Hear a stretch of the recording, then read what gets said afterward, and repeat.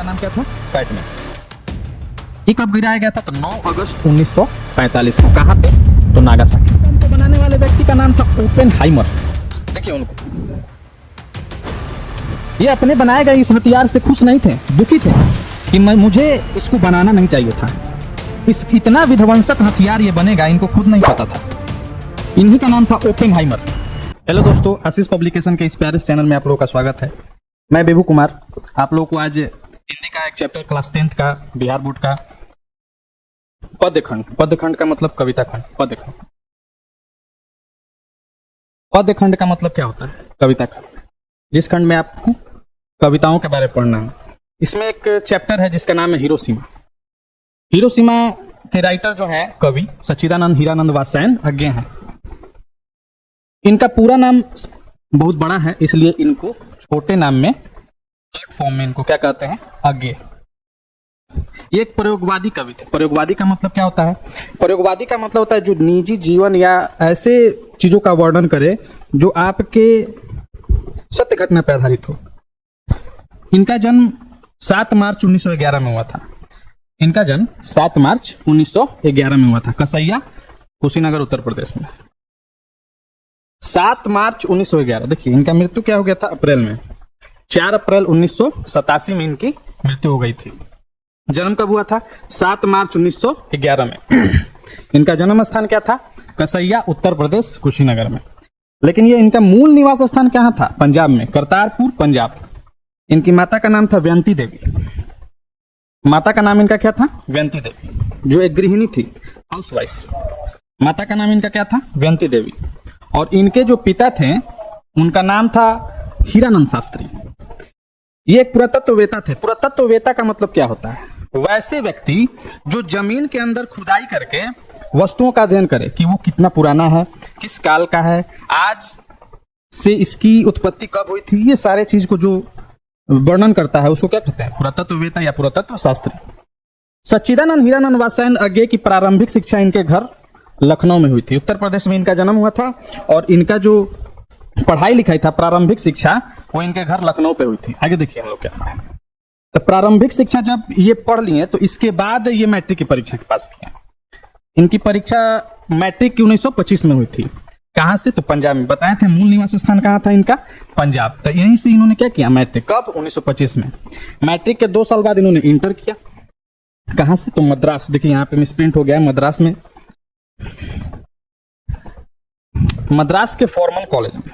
मद्रास के किस कॉलेज में? फॉर्मन कॉलेज में। यहाँ पे मद्रास, यहाँ पे सॉरी फॉर्मन नहीं, क्रिश्चियन कॉलेज में। और इसके बाद बीएससी किए, साइंस से बीए किए 1929 में फॉर्मन कॉलेज से। उसके बाद इन्होंने अंग्रेजी सब्जेक्ट से एमए किया लाहौर विश्वविद्यालय से। ठीक है। इनके पास अनेक भाषाओं का ज्ञान था। ये क्या क्या जानते थे? संस्कृत, हिंदी और अंग्रेजी, ये 3 भाषाएं मुख्य रूप से जानते थे। इसके बाद ये फारसी और तमिल जानते थे। तमिल क्यों? क्योंकि इन्होंने इंटर की जो पढ़ाई की थी वो मद्रास क्रिश्चियन कॉलेज से की थी। मद्रास की मुख्य भाषा क्या है वहां की? तमिल। और फारसी कहां से सीखे? तो जब ये एमए किए लाहौर से, तो वहां से ये फारसी सीखे। इनमें और क्या क्या प्रतिभाएं थी, ये क्या क्या और जानते थे? तो ये कवि थे, कहानी भी लिखते थे, विचारक थे, न्यूज रिपोर्टर, पत्रकार थे और विजिटिंग प्रोफेसर थे। अब विजिटिंग प्रोफेसर का मतलब क्या? कि अनेक देश में तो जाते ही थे, विदेशों में भी जाते थे, अनेक विश्वविद्यालयों में जाते थे और वहां पे विजिट करते थे कि पढ़ाई कैसी चल रही है। इनको विजिटिंग प्रोफेसर का काम मिला था अलग से। अब देखिए आगे इनकी महत्वपूर्ण रचनाएं। इनकी रचनाएं कौन कौन सी थी? बहुत ही इंपॉर्टेंट है। देखिए इनकी रचनाएं में बताते हैं आप लोगों को। हरी घास पे क्षण भर, ये क्या थी? इनकी कविताएं थी, काव्य संकलन थी। आंगन के पार द्वार, आंगन के पार द्वार, इनको इसको पहले मिटा देते हैं। अब चलिए, हरी घास पे क्षण भर, पहला रचना। आंगन के पार द्वार, कितनी नावों में कितनी बार, और एक मुख्य रूप से सदा नीरा, सदा नीरा, ये इनकी काव्य संकलन थी। ठीक है। आगे देखिए कहानी संग्रह। कहानी संग्रह में भी इनके देखिए, ये तेरे रूप, ये तेरे रूप, विपत गाथा, लौटती पगडंडियां, ये सब इनकी कहानियां थी। इसके बाद इनके उपन्यास नदी के द्वीप, उपन्यास में कौन कौन थे इनके? नदी के द्वीप।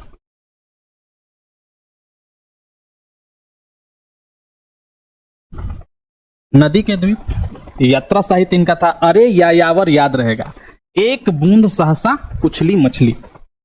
ये सारे नाटक थे। नाटक में क्या थे? उत्तर प्रदेश। सप्तक, देखिए सप्तक जब आएगा ना, सप्तक, सप्तक में बहुत सारी रचनाएं देखिए।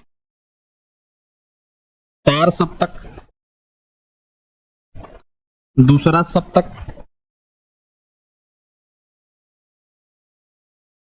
चौथा सप्तक। सप्तक से अगर कोई भी रचनाएं आएंगी तो उसको कौन लिखा है? तो अज्ञेय। अज्ञेय का पूरा नाम सच्चिदानंद हीरानंद वात्स्यायन अज्ञेय। इनको इनकी कृतियों पे बड़ा बड़ा बहुत पुरस्कार भी मिला था। साहित्य अकादमी, जो साहित्य के क्षेत्र में सबसे बड़ा पुरस्कार, साहित्य अकादमी। दो पुरस्कार साहित्य के क्षेत्र में सबसे बड़े पुरस्कार हैं, एक साहित्य अकादमी पुरस्कार और एक ज्ञानपीठ पुरस्कार। दो पुरस्कार, एक साहित्य अकादमी और एक ज्ञानपीठ पुरस्कार। ज्ञानपीठ और साहित्य अकादमी, इनको दोनों पुरस्कार मिले थे। एक युगोस्लाविया का एक पुरस्कार है, सुगा अंतर्राष्ट्रीय पुरस्कार, ये दिया गया था इनको। आगे देखिए, आगे स्लाइड बढ़ाया जाए।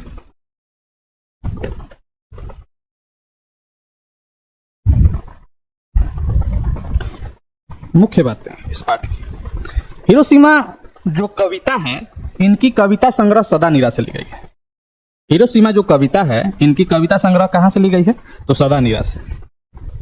7 कवियों का चयन करके, 7 कवियों का चयन करके इन्होंने तार सप्तक नामक रचना की थी। सप्तक यहां पे आ गया, सप्तक, तार सप्तक, दूसरा सप्तक, चौथा सप्तक इत्यादि। इस पाठ में मानवीय विभीषिका का वर्णन है। इस पाठ को जब आप पढ़िएगा तो आपको यह पता चलेगा कि मानवता उस समय कितनी शर्मसार हुई थी। मानवता शब्द मानव के लिए एक कलंक शब्द है। अगर इस पाठ की इतिहास को आप लोग जानेंगे, इस चैप्टर के इतिहास को, तो आपको लगेगा कि बहुत ही भयानक घटना हुई थी। देखिए अब इस चैप्टर को स्टार्ट करते हैं हम लोग।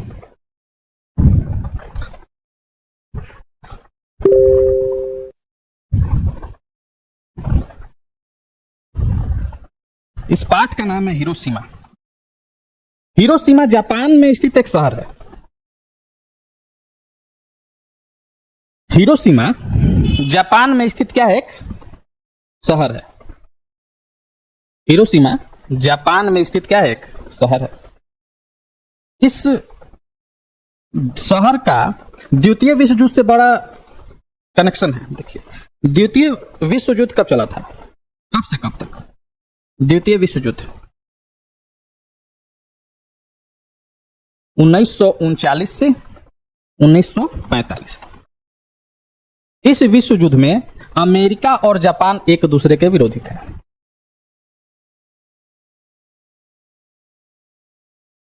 जापान ने 6 दिसंबर 1941 को अमेरिका के नौसैनिक हवाई अड्डा, नौसैनिक अड्डे पे, जिसको पर्ल हार्बर कहा गया है, पर्ल हार्बर, इस पे अपना बहुत सारा हवाई जहाज लेकर आया और इसको एकदम तबाह कर दिया। घर में मतलब बच्चों तक को मारा था जापान। इस बात का जब पता अमेरिका को चला तो उसने जापान से एक बात पूछा, आखिर हमने तुम्हारा क्या बिगाड़ा था कि तुमने इतना भयावह स्थिति पैदा कर दिया पर्ल हार्बर पे? जापान बोला कि तुम तरक्की बहुत कर रहा था, हमको देखा नहीं गया, अब तुम हमसे बतियाने लायक नहीं है, हमारे जितना आने में तुमको अभी 20 साल लग जाएंगे। अमेरिका बोला इसका तुमको भुगतान चुकाना होगा जापान। अमेरिका का स्टेटमेंट था उस समय कि we will teach lesson to Japan, हम लोग जापान को सबक सिखाएंगे। और जापान बोला कि जाओ जो उखाड़ना है उखाड़ लेना, तुमसे हम डरने वाले नहीं हैं। तो अमेरिका ने सबसे पहले परमाणु बम का आविष्कार किया। इस घटना के 6 दिसंबर 1941 के घटना के 4 साल बाद, यानी 1945 में 1945 में अमेरिका ने जापान के 2 शहरों पर 2 बम गिराए। एक 6 अगस्त, अमेरिका बोला था कि तुम्हारा हम 6-9 करेंगे, 6 अगस्त 1945 को। और इसके 2 दिन बाद 9 अगस्त 9 अगस्त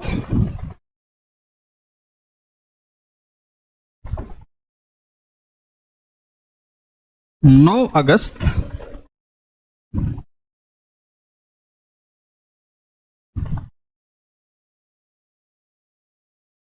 1945 को, 6 अगस्त और 9 अगस्त। इस 6 अगस्त को गिराया छोटका बम। यह बम छोटा नहीं था, इसका नाम छोटा था। नाम इसका क्या था? Little boy. इस बम का नाम क्या था? Little boy. और 9 अगस्त को मोटका बम गिराया। मोटका से इसका नाम था फैटमैन। 6 अगस्त को गिराया जब यह बम हिरोशिमा पर गिराया गया था। 6 अगस्त को जो लिटिल बॉय बम गिराया गया वो हिरोशिमा शहर पर गिराया गया था। जब ये बम गिराया गया तो एक बम के गिराने से वहां की लगभग 1.5 लाख आबादी मर गई। अभी ये वहां के लोग अपने सगे संबंधियों के लाश ही इकट्ठा कर रहे थे, तब तक 2 दिन बाद 9 अगस्त को फिर एक बम गिरा दिया 1945 को। इसका परिणाम यह हुआ कि जापान 14 अगस्त 1945 को अमेरिका के सामने सरेंडर कर दिया। 14 अगस्त 1945 को अमेरिका के सामने क्या कर दिया? सरेंडर कर दिया कि अब हमारे बस की बात नहीं है अमेरिका की हम तुमसे लड़ाई करें। अमेरिका बोला और लड़ेगा? जापान बोला सपनों में ना, हम किसी देश से युद्ध करेंगे ही नहीं। कोई देश गारंटी ले हमारे सुरक्षा का। अमेरिका बोला कि तुम्हारी सुरक्षा हम करेंगे। आज भी अमेरिका जापान की सुरक्षा करता है। जापान टेक्नोलॉजी के मामले में क्यों आगे है? क्योंकि उसको पता है कि हमारा जो बॉडीगार्ड है वो अमेरिका है, विश्व का सबसे शक्तिशाली देश। इसलिए जापान को कोई टेंशन नहीं, आराम से सोता है, सब खाता है, सब पीता है, सब। उसको दूसरे देश के हमले से कोई मतलब नहीं है, क्योंकि उसका जो संरक्षक है वो अमेरिका है। बहुत ही खराब स्थिति हुई थी। पहले कौन सा बम गिराया गया था? छोटका मतलब लिटिल बॉय। बम छोटा नहीं था, इसका नाम छोटा था, लिटिल मतलब छोटा। और दूसरा का कौन गिराया गया था? तो मोटका का मतलब मोटा बम नहीं था, बम का नाम फैटमैन था। ठीक है, अब आगे देखिए। अब इस चैप्टर को स्टार्ट किया जाए। इस पाठ का नाम क्या है? हिरोशिमा। पदखंड का पाठ है, पाठ 7 है। जब बम फटा तो ऐसा लगा कि एकाएक सूरज उग गया है। कई सारे सूरज एक साथ उग गए हैं और जिधर भी उसका प्रकाश जा रहा है बम का, सबको जलाते जा रहे हैं। लिखा है, देखिए। एक दिन सहसा सूरज निकला। सहसा का मतलब क्या होता है? अचानक। सहसा का मतलब अचानक। एक दिन सहसा सूरज निकला। सहसा का मतलब अचानक। लोग अपना काम धाम कर रहे थे, किन्हों क्या पता था। तभी अमेरिका आकर हिरोशिमा पे 8:15 हो रहे थे जापान में उस समय जब ये बम गिरा था। सहसा सूरज निकला, सुबह का ही समय था। सहसा सूरज निकला। अरे क्षितिज पर नहीं, क्षितिज मतलब आकाश। आकाश से सूरज नहीं निकला था। कहां से निकला था? नगर के चौक पे। धूप बरसी पर अंतरिक्ष से नहीं, फटी मिट्टी से। जब बम को गिराया गया तो इतना ब्लास्ट हुआ, जहां पे गिरा था बम पूरा ब्लास्ट हुआ, जिससे कारण क्या हो गया? वहां की मिट्टी और जमीन सारे उखड़ गए और जिधर भी उसका प्रकाश गया, लाइट गया परमाणु बम का, वहां के जो मनुष्य थे पूरा का पूरा जल गए। घर था, जितने भी उसके सामने आए सबको जलाता गया। छायाएं मानव जन की दिशाहीन, क्योंकि जब बम से जला सब ना तो हड्डी भी गल गया था उस सबका। तो छायाएं मानव जन की दिशाहीन सब ओर पड़ी। वह सूरज नहीं उगा था पूरब में, वह वर्षा सहसा। पूरब में वो सूरज नहीं उगा था। कहां पे उगा था? नगर के चौक पे। हिरोशिमा नगर के चौक पे उस बम को गिराया गया था और उससे इतनी भीषण गर्मी हुई कि सब ओर सब कुछ जलने लगा। आगे देखिए।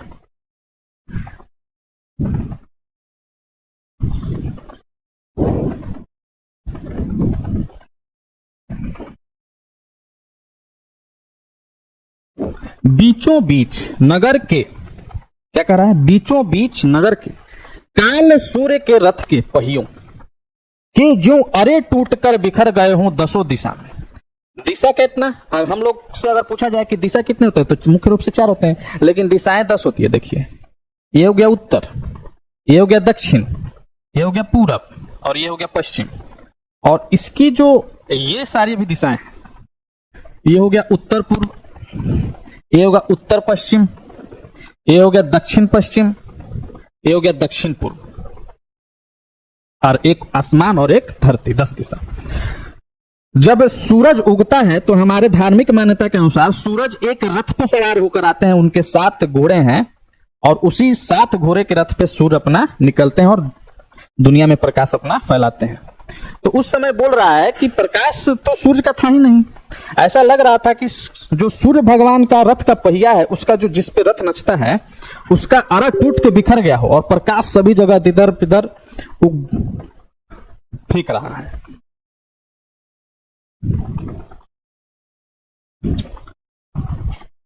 कुछ क्षण का वह उदय अस्त, कुछ ही समय का फटा और फिर बम का क्या हो गया, गोला समाप्त हो गया, शांत भी हो गया। कुछ क्षण का वह उदय अस्त, कुछ क्षण का वह उदय अस्त, कुछ क्षण का वह उदय अस्त। उदय का मतलब सूरज का उगना, अस्त का मतलब सूर्य का डूबना। केवल एक प्रज्वलित क्षण की दृश्य शोक लेने वाली दोपहरी। फिर सुबह का समय था, लेकिन लगा कि एक ही बार एक दोपहर हो गया है। छायाएं मानव जन की नहीं मिट्टी, छायाएं मानव जन की नहीं मिटी, लंबी हो होकर मानव ही सब भाप हो गए। छायाएं तो अभी भी लिखी हुई हैं, यानी किसी वस्तु का छाया कब बनता है? कोई वस्तु अगर अपारदर्शक है, जिससे प्रकाश आर पार नहीं होता है, उसी का छाया बनता है। छाया विपरीत दिशा में बनता है, जिस दिशा से प्रकाश आ रहा है उसके विपरीत दिशा में, पूरब से आएगा तो पश्चिम बनेगा छाया। लेकिन यहाँ पे जब प्रकाश इतना तेज हुआ कि मनुष्य ही भाप बन के उड़ गए, ऐसा लगा कि मनुष्य वहां पे था ही नहीं, मानव ही सब भाप हो गए। छायाएं तो अभी भी लिखी हैं, यानी हिरोशिमा पे जो बम गिराया गया था उसका अभी भी अवशेष बचा है। जापान के लोगों ने बहुत सारा ऐसा जगह है जिसको अभी बनाया नहीं है, हिरोशिमा पे जो ध्वस्त हो गया था। क्यों? क्योंकि लोगों को वो बता सकें, क्योंकि युद्ध करने से कोई फायदा होने वाला नहीं है। अभी भी लोग वो कैसे हम लोग का यहाँ बख्तियार खिलजी के द्वारा ध्वस्त किया गया नालंदा विश्वविद्यालय है, उसी तरह जापान में भी कुछ ऐसे स्थान है जिसको अभी भी बनाया नहीं गया है। लोग वहां पे घूमने जाते हैं ये देखने की किस तरह से जापान उस समय बर्बाद हुआ था। कहां कहां है छायाएं? झुलसे हुए पत्थरों पर, उजड़ी सड़कों की गच पर, इस सब जगह एक अवशेष बचे हुए हैं जिसको अभी वैसा का वैसा ही रखा गया है कि मानव को समझाए कि युद्ध करने से कोई फायदा नहीं है।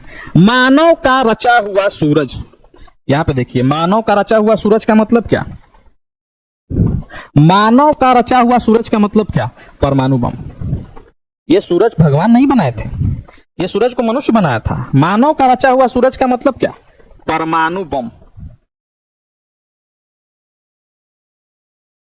मानव को भाप बनाकर सूख गया, मनुष्य ने ही बनाया।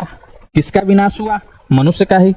पत्थरों पर लिखी हुई ये जली हुई छाया, क्या छाया मानव की साखी है। साखी का मतलब सबूत कि मनुष्य क्रोध में इतना पागल हो जाता है कि उसको पता नहीं चलता कि वो आगे क्या कर रहा है। जापान पर जब परमाणु बम अमेरिका गिराया था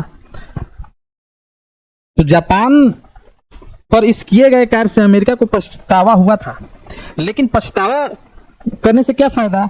आपने तो उसको बर्बाद कर दिया। जापान को पहले जैसा बनने में लगभग 20 साल लग गए। कितने साल? 20 साल। जिस पर्ल हार्बर को जापान खत्म किया था, बर्बाद किया था, उसको अमेरिका बना लिया एक ही साल में। इस पाठ में जो अज्ञे जी हैं उन्होंने ये बताया है कि मनुष्य किस तरह से क्रोध में पागल हो जाता है और उसे ये कुछ समझ में नहीं आता कि आखिर वो कर क्या रहा है। देखिए, हम आपको वो जो बम था उसके बारे में दिखाते हैं।